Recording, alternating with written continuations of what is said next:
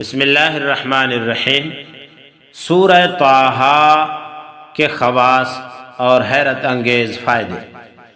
اگر کوئی شخص شادی کے قابل ہو لیکن رشتہ نہ آتا ہو، یا شادی میں کئی قسمی رکاوٹیں ہوں اور پریشان و سرگرداں ہو، تو پھر 21 بار روزانہ سورہ طٰہٰ پڑھا کرے۔ انشاءاللہ یہ تمام رکاوٹیں رشتے سے متعلق ختم ہو جائیں گی اور مناسب جگہ رشتہ طے ہو جائے گا۔ اگر کوئی یہ چاہتا ہو کہ لڑکی کا رشتہ کسی نیک صالح مرد سے ہو جائے، تو سورہ طٰہٰ کو وضو کے